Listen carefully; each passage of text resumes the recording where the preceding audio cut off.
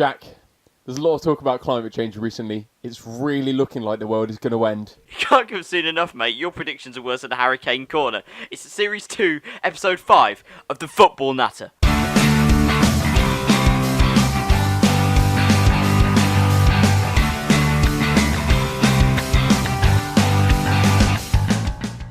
So, Harry, what are we going to be talking about this week? Well, we're going to be talking about Tottenham's downfall, Fulham's managerial crisis, Leicester's new appointment, and of course, our Premier League previews. Well, let's kick it off with Tottenham. It's happened again, hasn't it, Harry? It has. 9 points now off the top of the Premier League. Pochettino himself saying that the Premier League title race is over for them for another year. Does that sound like a manager that's leaving? Not necessarily. I mean, he's spoken quite frequently about how he's working on a project at the club, and a lot of the players who come into Tottenham mention how they're so excited because it's almost like a project they're working under him. It doesn't necessarily mean he's done. Obviously, the Champions League is still going, looking very strong in there so far, and they can kind of focus on that now at this point because losses to Burnley and then, of course, to Chelsea, not the best, really not the best, but doesn't mean that he's going to leave. Do you think he's going to leave then? Well, I mean, there's been rumours for a while that he is going to, go to Real Madrid and take over from, or try and rebuild what Zidane was building. And obviously now that they've lost Ronaldo, it just hasn't worked out for them this season. They probably need a better manager to go in there and make the most out of the players. I mean, they've got some great young players at Madrid, like Vinicius Jr., and Mariano, obviously, who's really making the step up at Real Madrid. But they need a good manager, and Pochettino is a very good replacement and would be a very good manager probably at Real Madrid. Tottenham, obviously, are going to want to keep him.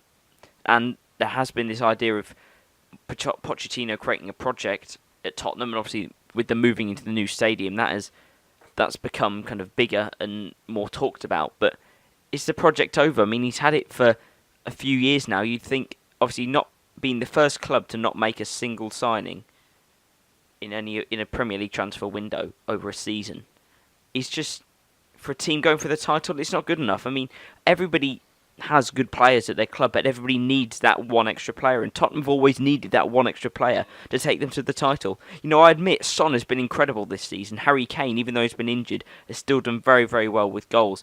And you've got defenders like Alderweireld and Vertonghen and Davinson Sanchez who've been incredible, and they deserve to be in the top four once again.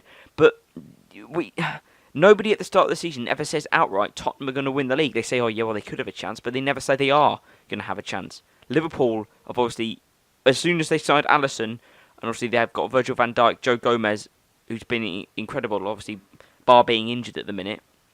We all said that they're going to be competing for the title, now that they'd sorted their defence out. But Tottenham just look rough all over the pitch. I'm sorry, you can't win a title with Harry Winks in CDM. You can't get rid of Moussa Dembele and not replace him with someone. And obviously, it showed that when Harry Kane was injured, Dele Alli, he's been injured all season. You can't just rely on Eriksen and Son and Kane just to provide those goals. You can't just magic a Dele Alli out of thin air. You need to purchase the quality. You need to spend money to buy that quality, and Tottenham just haven't done that. So it doesn't surprise me that they're in the position they're in. Quite frankly, you said that Tottenham would smash Burnley the other week. Yeah. I mean, they just didn't look on the ball against Burnley, and again against Chelsea. Chelsea only managed one shot on target, and that was Pedro's goal. Obviously, Trippier. I mean, it was a great finish from Trippier scoring the other one, right past Lloris into the bottom corner. So I think that own goal just sums maybe Tottenham's second half of the season up. Just unimpressive. It's interesting you say that though, because you didn't mention about forwards. Now, a lot of people when they mention Tottenham's title credentials, they're like, "Oh, you're missing a forward. You need someone who's going to provide the goals because you rely on Kane too much." And I think we've disproved that completely, because when he was out, we scored a lot of goals. We won a lot of games, and we did maintain that title challenge when he was out. We were only 6 points off before Kane came back. And to be honest, it's not a problem with that. I think it is, as you said, the midfield. And Winks is good. Winks is a good English player. And you've also got Sissoko, who's had a great season. But it is just missing that energy that Moussa Dembele did provide. And of course, Wanyama's only just came back through injury, and I just don't think he's that kind of player. And I do think Eric Dyer is not good enough, to be brutally honest.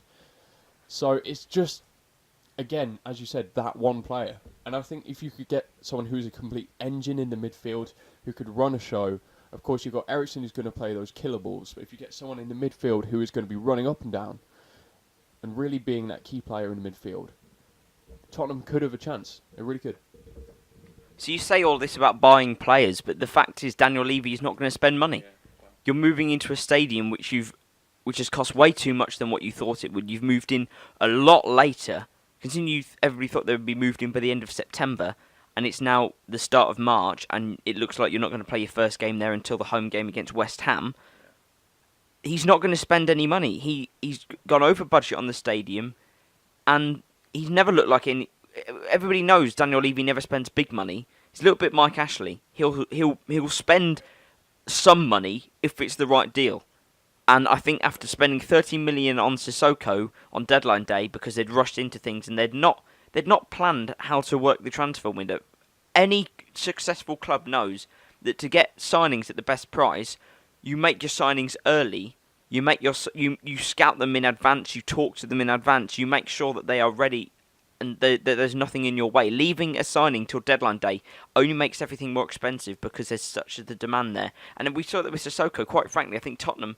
I mean, yes, he's been okay for Tottenham this season, but maybe some Tottenham fans are thinking that he should have just gone to Everton, and actually them just have gone without and actually made a better investment in the summer. Tottenham do need to invest better in the playing squad. They need to have somebody which is going to be there consistently all season. You know, Davinson Sanchez is only 21, 22, so he's going to get better.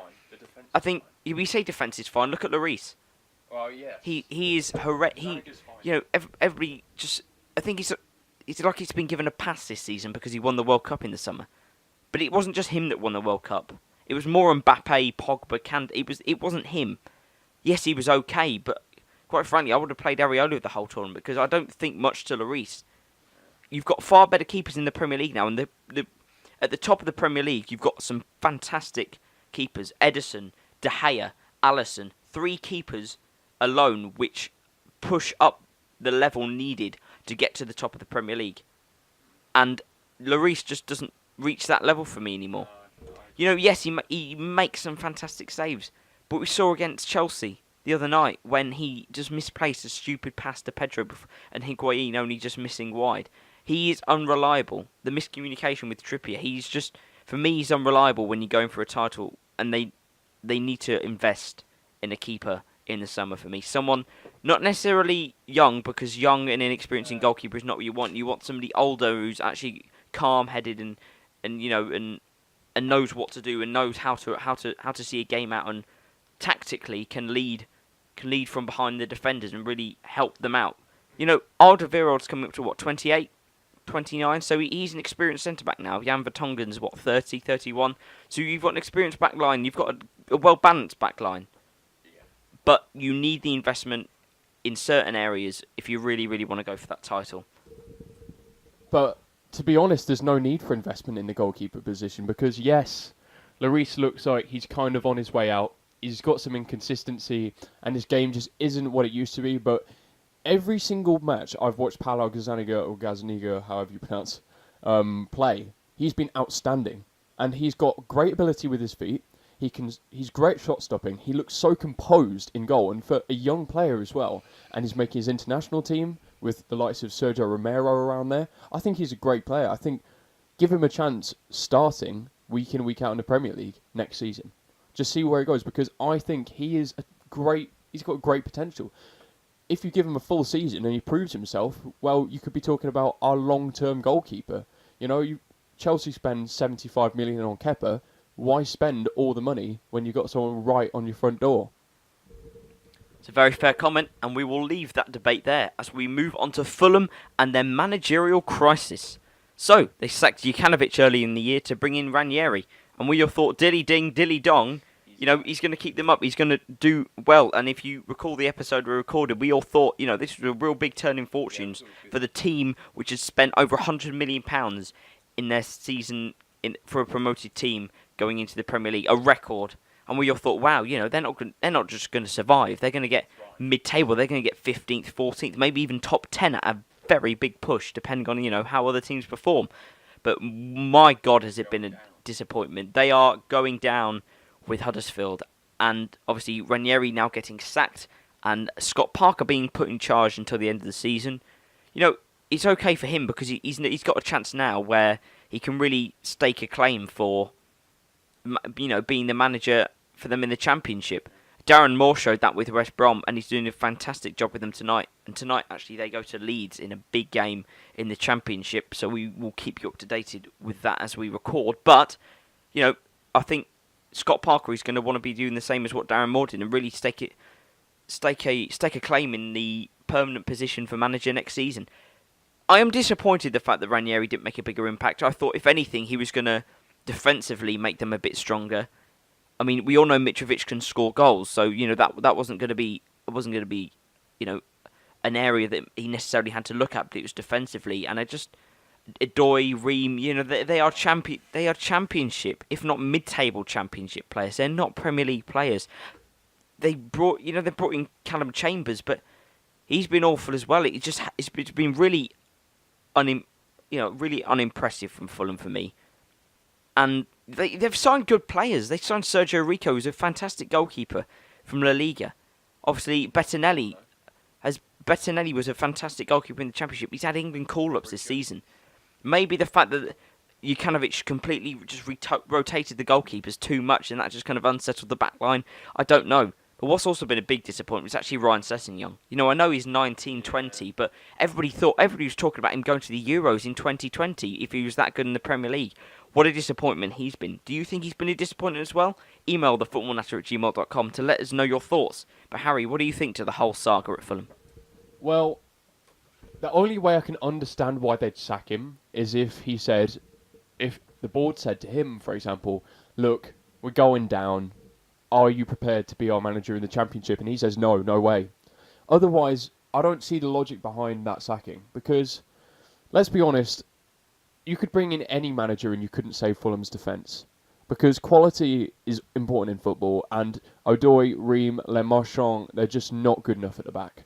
They're just really shaky, and I say this every week in a prediction about Fulham. I'm like, their defence is shaky and uncertain, and they don't have a strong, solid back line. And that has really ruined their chances this season. As you said, we thought they were going to get around mid-table, maybe even push up to a top 10 finish. But no, it's been completely opposite. It's been really poor from Fulham, and I'm just looking at it thinking Scott Parker's going to have to prepare for the Championship. Really, that's what we're expecting at this point. So, yeah, it's down to defence, really. I feel bad for Ranieri if he was sacked based on performance, because that was harsh. But what they're going to have to try and do is find the team that they want to take into the Championship, because they've not been able to find a strong 11, and they've not been able to establish themselves in the Premier League this season. So they're going to have to try and go for it again in the future. That's a fair assessment, but it's where the owners, it's where not just the management staff where they go forward, where the players go forward. Obviously, I'm guessing a lot of them are going to leave, but it's where do the owners go forward? Because that owner pumped in over £100 million in the summer. Completely failed. It's a complete failure on his part. He might be radical and just say, look, I pumped £100 million and it didn't work. What is the point?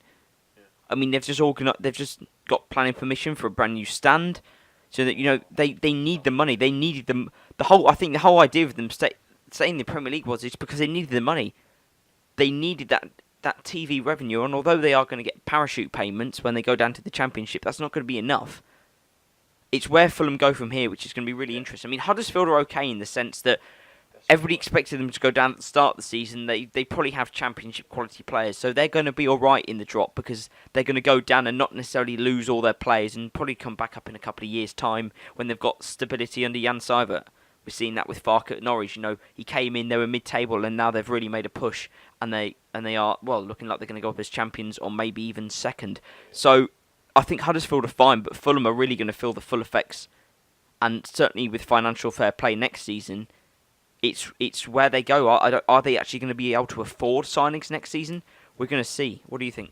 Well, it's just such a massive shock because we already spoke about the massive investment, but Fulham are a big club. And a lot of us fail to remember that because obviously they've spent a fair amount of time in the Championship, but this is a team who only in the last decade were going on against Atletico Madrid in the final of the Europa League. This is a team who has had the likes of Clint Dempsey. This is a team that should be doing so much better. And when they came up with Wolves, we almost thought that they'd be getting on their level. And if you ask me, it's not a surprise how well Wolves are doing. We already knew they had a great manager, and we knew that they had great players in that team. But Fulham haven't been able to sort themselves out in time. It's a big club. There's a lot of investment. If they've got a new stand as well, we could be looking at a club that's really going to struggle to push for promotion if they do indeed go down. So it's a worrying time for Fulham fans, and I definitely think that this managerial crisis is not going to help.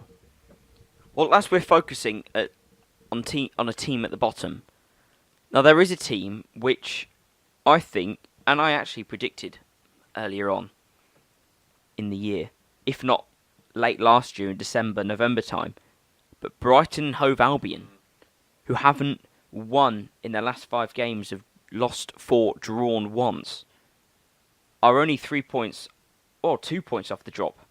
Cardiff sit with 25 points from 28 games played, and Brighton sit with 27. Now Southampton are in between them, but I think Wreck-It Ralph is really doing it. He's turning it around slowly. James Ward-Prowse has become the goal-scoring midfielder we all knew he could be, and for me, they're safe.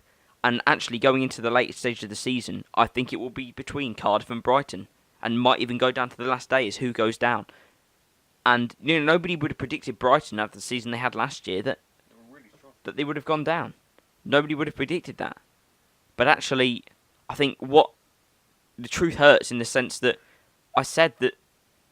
I mean, maybe Chris Hughton should listen to the podcast because he'd know that you cannot rely on Glenn Murray for goals, and a player like Locadia, which just can't score. He's inconsistent. You cannot rely on Glenn Murray for 20 goals a season. He's not going to do what he did last year.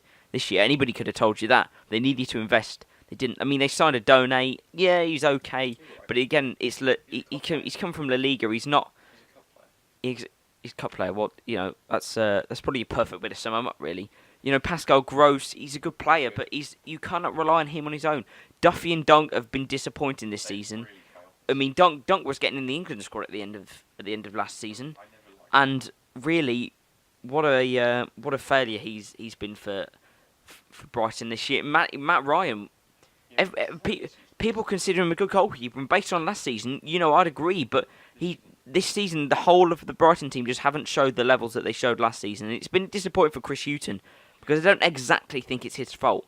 Maybe he hasn't got the backing from the board that he deserves to bring in a top striker, because what we're seeing in the Premier League now is that even if you're fighting at the bottom, you need a 25, 30 million pound striker to actually help you survive, and that's getting increasingly harder as players, young players specifically, want European football, want to play in the Champions League and Europa League. So that's making it even harder for bottom clubs because, although it's in the Premier League and it's one of the best leagues, if not the best league in the world, young players want to play European football. We're seeing that with Timothy Weah. Yes, he moved to Celtic, but up until they were knocked out by Valencia, they were playing European football. It's that chance to play in Europe which young players want, and the teams at the bottom of the Premier League can't offer that, and that's why they struggle to sign goal scorers, even if they are young goal scorers. And like I say, you do need a 25, 30 million pound man at the striker, and you need a solid spine. Now Cardiff, coming up from the Championship, we all thought they were going to go down. So quite frankly, they're not underperforming. In fact, I think in a way they're overperforming because I would have put them bottom of the league with no chance. But some of their players have really stepped up. I've been really impressed by Etheridge in goal. Sol Bamba, he's just another Ruud Gullit, really, isn't he? Can play, just plays wherever he wants on the pitch, always scores goals. But going back to Brighton, I think it's going to be hell of a race between them and Cardiff as to who goes down. And I think it could well be Brighton, which pundits wouldn't have said at the start of the season, but the Premier League is a mixed bag, and you never know. You never know. But one thing we do know is that Brendan Rodgers is the new manager of Leicester City after Claude Puel was sacked by the club, and obviously Leicester recording a 2-1 win in midweek, which is a good win. Oh Jack, I'm just getting reports in I'm getting reports that Brendan Rodgers is going to sign Joe Allen. After Stoke season, I wouldn't go there. So, I know it's going to be John Flanagan, you know it, don't you? John Flanagan. Sorry, Pereira, you're not the best right back in the league anymore. John Flanagan's coming in. Anyway, we'll move on to the best right back in the league in a little bit because it's something I do want to talk about. But Brendan Rodgers, how do you see this? How do you see this one playing out? Because he is a manager which, well, let's say doing well at Celtic. It's not really hard. I think he was 9 points clear. The Celtic fans are furious, but he said in the interview, look, Leicester wouldn't have gone waiting. I needed to make the decision, and, he's decided to join Leicester. I think in terms of going forward in the future, it's right that he's moved back to the Premier League. I think, although he said Celtic was his dream job, not long term. You never go to Celtic long term. You always go there just to go. At the end of the day, if I was a manager, I'd go to Celtic just to pick up some trophies and put something on my CV. Because nearly won the league with Liverpool isn't really good for Brendan Rodgers, and winning the Capital One Cup for Swansea doesn't light up a chairman's eyes when he's looking at your managerial CV. And so I think it's the right decision by Leicester. And I think going forward, they are going to probably have some success and will probably get into the Europa League in the next couple of seasons. They've certainly got the players. And I think the way that Brendan Rodgers likes to play will probably suit them. I think it'll definitely suit Harry Maguire, Ben Chilwell, Pereira, Vardy. Obviously, we spoke about him the other week and how he's getting old. So maybe it's a chance for Iheanacho, a new chance for Iheanacho to stake a claim in the first team. But I think Andre Gray will definitely thrive under him, and with the leadership of Wes Morgan on or off the pitch and Kasper Schmeichel, they are going to be a good team from now on. I think when Brendan Rodgers really starts to instill his style of play on them, and certainly next season. And again, we'll see what they do in the summer. If they sign Tielemans permanently, I think that'd be a very good signing. I thought actually against Palace, even though they lost badly, I thought Tielemans was actually quite impressive. The way he sat in front of the back line and really dictated the play. I was really actually impressed by him. But what do you make of the appointment? It's not the most exciting appointment ever, I've got to say, because Brendan Rodgers, obviously, we've seen him a couple of times now in the Premier League, and obviously almost grabbing that title with Liverpool, and did quite a good job at Swansea. But I don't know. I don't really understand Leicester's ambition, though. I don't know if they're going for Europa League, if they're trying to build up to a consistently top 10 finish side, or as some fans have said, I saw one man holding up a sign saying top 6 finish. No pressure, Brendan. So that's what they want next season. Is that realistic? I think maybe. It's maybe realistic, because as we've seen maybe this season, there have been teams who have been very inconsistent, such as Chelsea, Arsenal, Man United. And if you're really looking at it, can Leicester really put that pressure on? And I don't think they're going to recreate what they did, of course, in such a legendary condition recently, but I don't know. I don't know what Leicester's ambition is. I don't know if Brendan Rodgers is the most ambitious managerial appointment. It just depends what the club want. But I think Leicester should really be aiming for 7th, season in, season out. Well, after you've won the league and obviously played in the Champions League, I think all your fans are going to be demanding European football of some kind. And I think it's right that Leicester now make that step up and try and go for a regular Europa League place, even if that is, in 7th place going through the qualifiers. So I think it's fair that they demand that. But I think Leicester are going to need some squad investment. Wes Morgan is getting old. He's not going to get better. In fact, he's getting awful.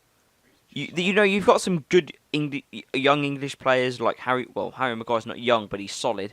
Ben Chilwell, obviously, when he comes back, I'm guessing he's injured for them, and that's why he's not playing. I'm guessing he's injured. To be quite honest, I probably should have done my research, but hey ho. I mean, Fuchs. He's old, isn't he? I think his legs are going, to be honest, and he's not going to last much longer. Vardy, obviously 31, 32 now. He's not.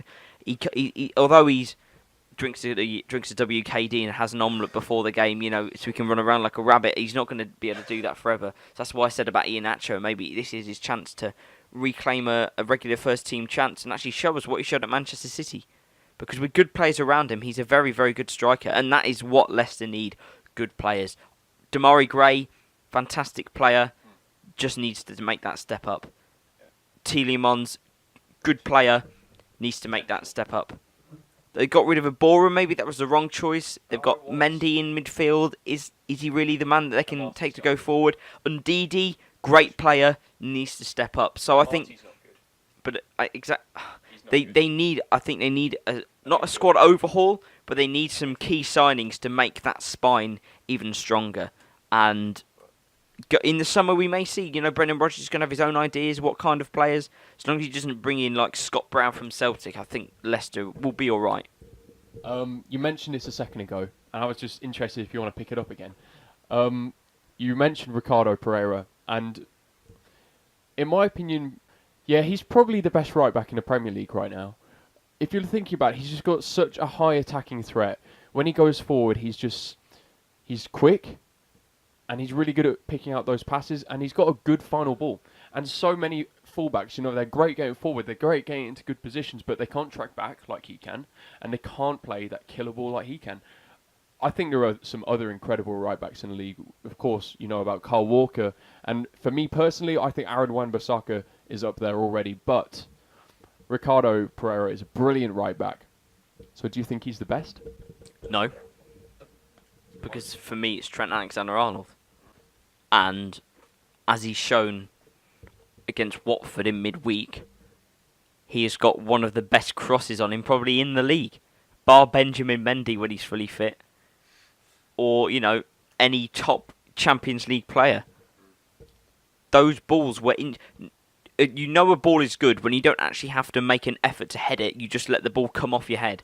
And that showed with Mane's goal when he put it top corner. That showed with both of Virgil van Dijk's. When the ball is that good, you've only got to get a touch. And he's just the way he techniques, how he whips it with pace and power, and it just kind of dips just at the right moment. I can't imagine the amount of time he spent on the training ground perfecting that. But that is somebody who really cares about his team, his club, and ultimately his country, because it's going to benefit England as much as it is Liverpool. And certainly, as we'll see with the Nations League coming up in the summer, I reckon he could play a big, big part in our hope to bring an international trophy home. Come on, England. But back on to, obviously, best right back in the league. Pereira is good, don't get me wrong. I like the fact that he's attacking. I like the fact that he scores goals. But like Trent Alexander-Arnold, naturally, as a younger player, he was a midfielder. And he's gone to right back, which is why Trent Alexander-Arnold's got such a great passing range on him. And why Pereira's got such a great passing range. And they are similar players, the way that they like to get forward. And they're not necessarily the strongest defensively, but going forward and actually acting as that right back, where the demand of going forward and backwards is so great. The stamina you need is incredible. And, we saw how Kyle Walker perfected that with Manchester City last season when they won the title. And again, this season, he's been very, very solid. And I think people don't give Kyle Walker enough credit. I think he often goes unnoticed as how good he actually is and how good Pep Guardiola has improved him to what we saw at Tottenham, where he was quite inconsistent at times. Pep Guardiola has made him probably the most consistent right back in the Premier League. But I really think it's harsh if you take away from Trent Alexander-Arnold what he's done this season. But a 19, 20-year-old doing what he's doing at the time, fantastic, and it's only great for the future of Liverpool, for the future of England. An Englishman, they haven't gone out and spent millions and millions of pounds to get this guy. They've brought him from his youth academy, and it's just great to see the fact that he played in a couple of cup games, and because of an injury, Jurgen Klopp put faith in him, and it's really paid off. And it just shows you that if you put faith in young players, they will pay you back. We're seeing that with Trent Alexander-Arnold. We're seeing that with Phil Foden. Young English players are the way to go forward in the Premier League for me. And so to answer your question, Pereira is not the best right back in the league. For me, it is Trent Alexander-Arnold. Yeah, it's a fair shout. I think Alexander-Arnold is really good. Great analysis. I think he is. No, I think he's great because, as you said, he's got a great cross on him. He's got a great passing range. Obviously, starting out as a right mid and dropping back. But for me, maybe defensively needs to strengthen. As you said, he's only 19, 20 years old, so that is going to come naturally. And he's getting a lot of game time. Obviously, he had his injury, but he's getting a lot of game time. And he's going to play not just for his club, but also for his country a lot. And he's going to gain that strong defensive experience, which is going to be necessary to be the best not just maybe in the Premier League, but if he wants to be the best in Europe, that's necessary. And I would say I really like Aaron Wan-Bissaka because I think he makes a lot of really good bursting runs, and I think he's just got he's got such intensity. He's brilliant at dribbling as well. I think he's probably out of the three the best at dribbling. Like, he plays like a winger. He doesn't just go up there to cross it, or he can actually cut inside. He's brilliant. Like, he's incredible at right back, and his stamina is unreal. The speed he gets back to defend is incredible, and his defensive ability is very, very, very good. I think for me, it is those three right at the top for the best right backs, especially after Trippier's unfortunate season. What a score! What a clinical finisher Kieran Trippier is. Well, we said we'd keep you updated. It is currently at half-time Leeds 2, West Brom 0. So Leeds go back into the top two for the time being. Big games for Sheffield United tomorrow as they go away to Sheffield Wednesday. So it's a big game. Steve Bruce has made a fantastic start at Sheffield Wednesday.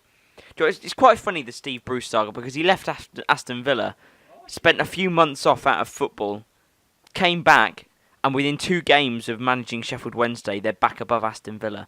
I think it's quite comical, and maybe Aston Villa did make the wrong choice, and Steve Bruce probably could have got them playoffs if they'd just kept the faith in him and given him some money in January to really go out and give Villa a second half of the season. He's a very good manager and he knows what he's doing.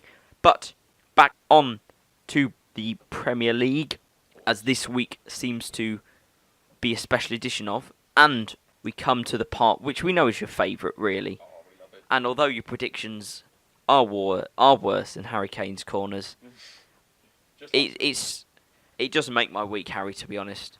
Although you haven't done too bad in the last couple of weeks. You got the Newcastle score the other day, right? With winning Huddersfield 2-0. Yeah, well, you 4-0 Tottenham against Burnley. Did you say, was it? Well done, mate. So, talk it. Did I? 1-0.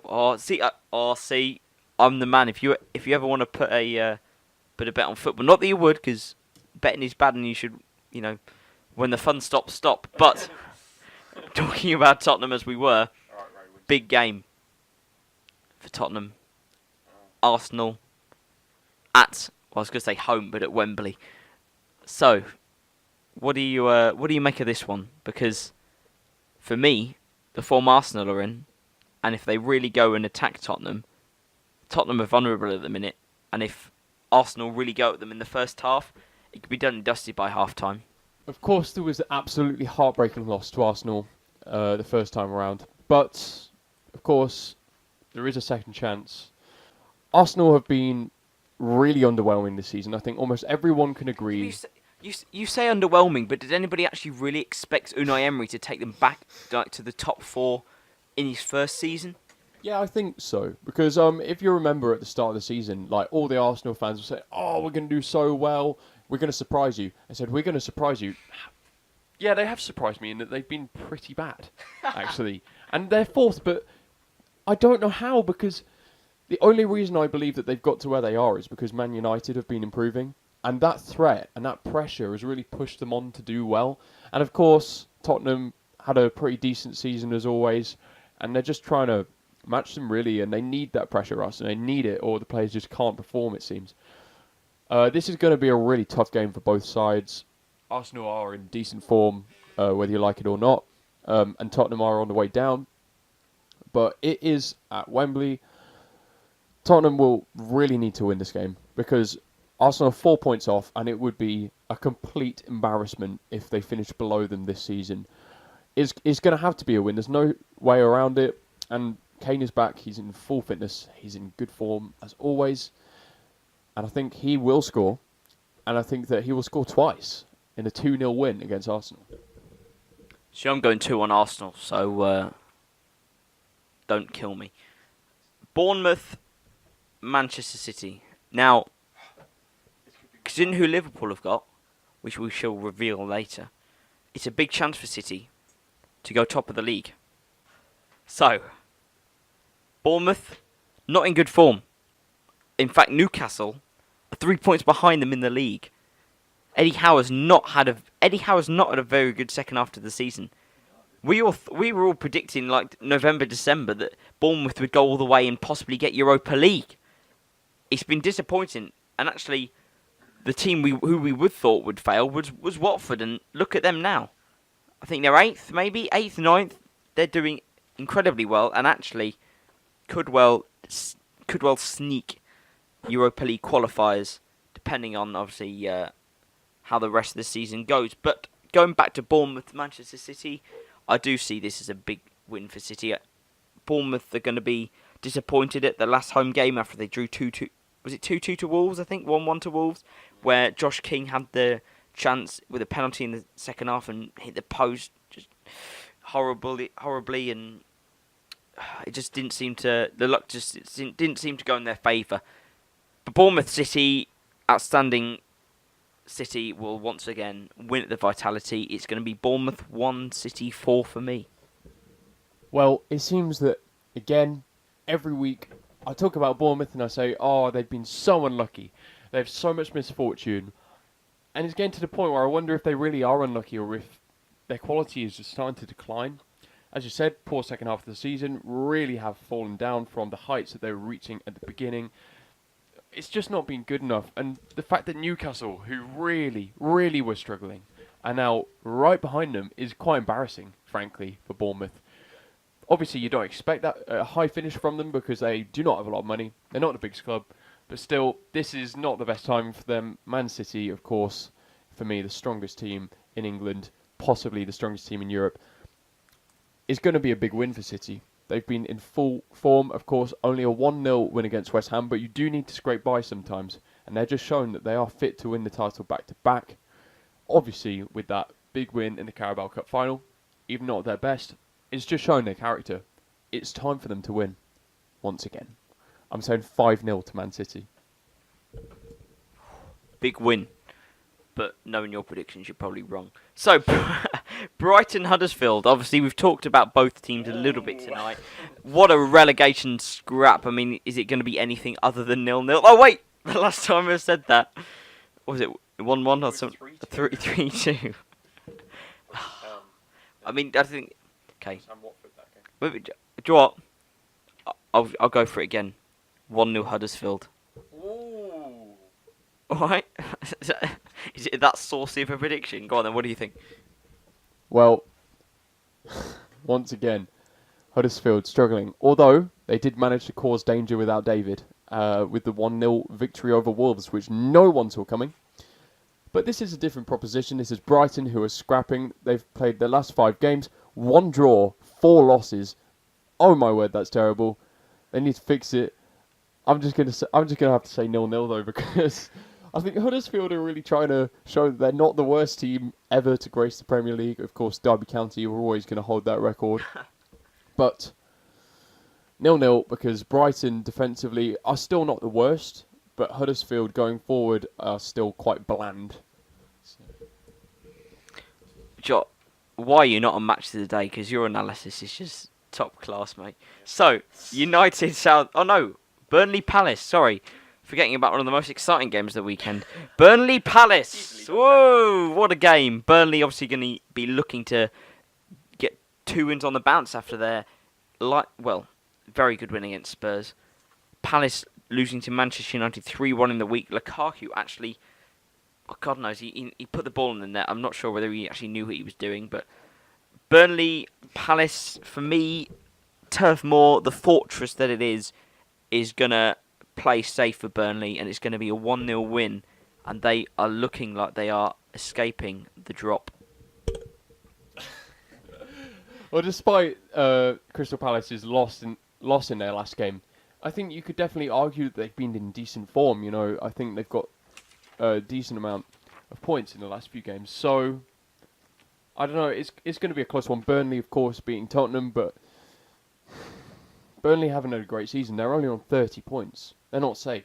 They're definitely not safe. And they're going to want to win this game, as are Crystal Palace, who, again, they're just not quite reaching the heights that maybe they wanted to at the beginning of the season. Zaha, for me, has not stepped up anywhere near as much as I would have wanted him to. I'm just going to go with a 1-1. Okay, so now we move on to United Southampton. And Ole Gunnar Solskjaer, the revolution continues.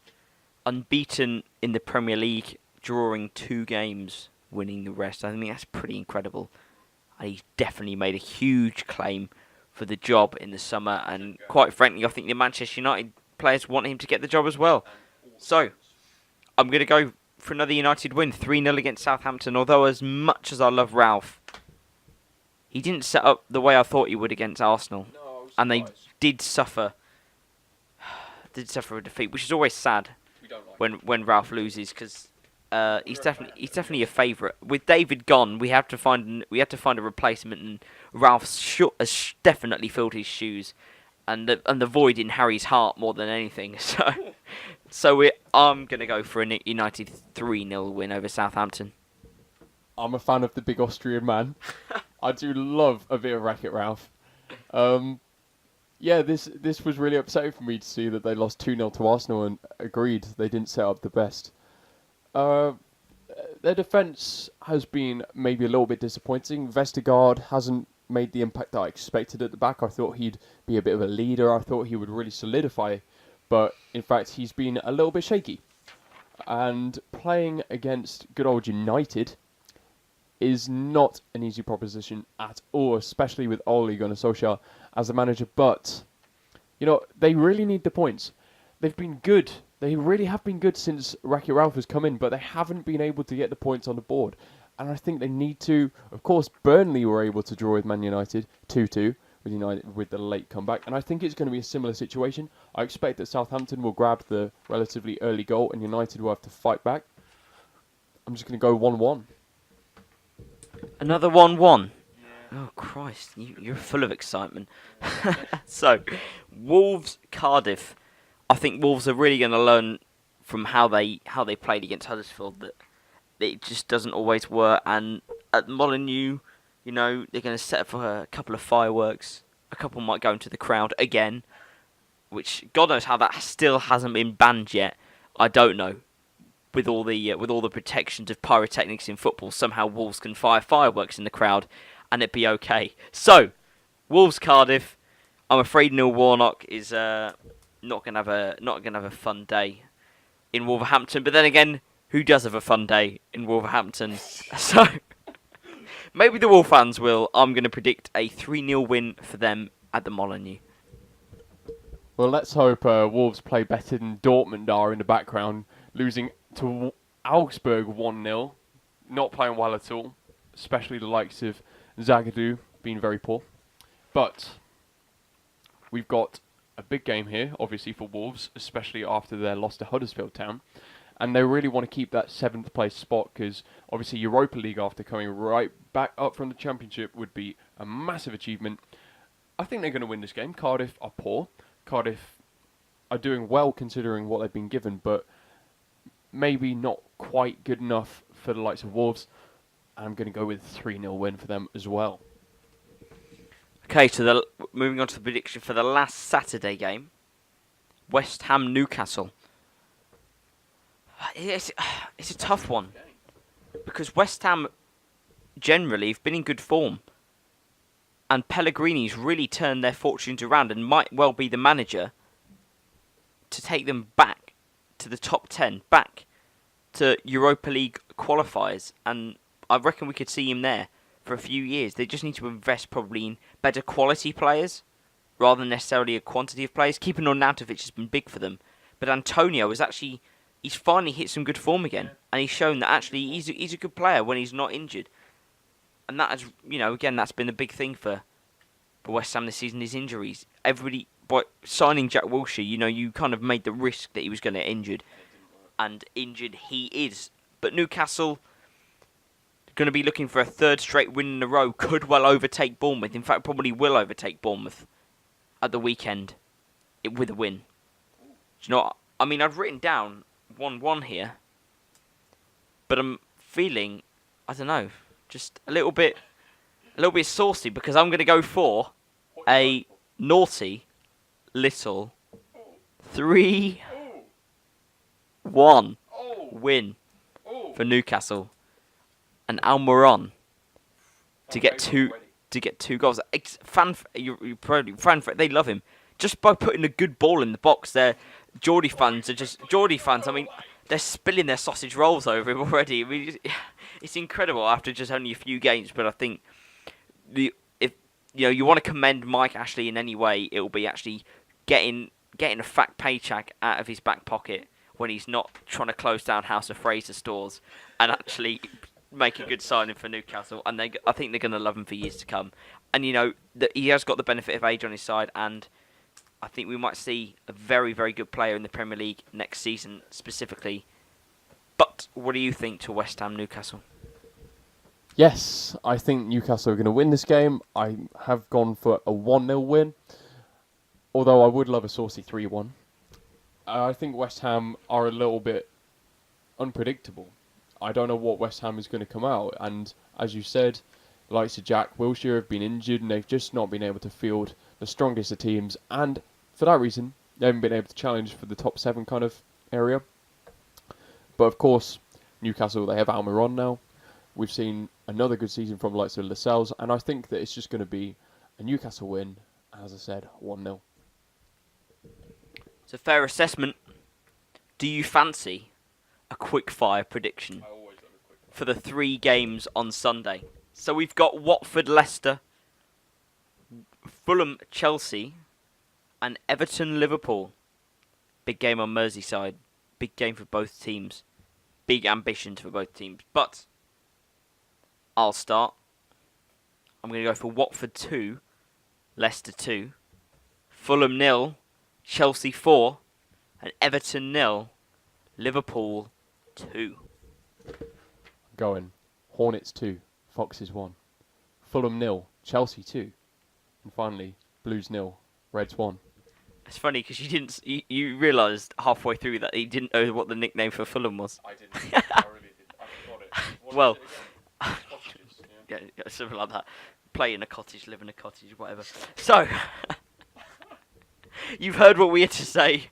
Whether you agree with it or not, let us know. Email thefootballnatter@gmail.com. We would love to hear what you think of our predictions, what you think of our take on the best right back in the Premier League, Brendan Rodgers, Claudio Ranieri being sacked, and of course, Tottenham's ultimate demise once again in the Premier League. Will Pochettino be at Tottenham next season? You'll have to let us know your thoughts. You know where to find us. You know the socials. So, the latest 3 episodes are available on iTunes, Spotify, and SoundCloud, with all being able to be found on YouTube. Just search The Football Natter. Give us a subscription. Give us a like. Give us a comment.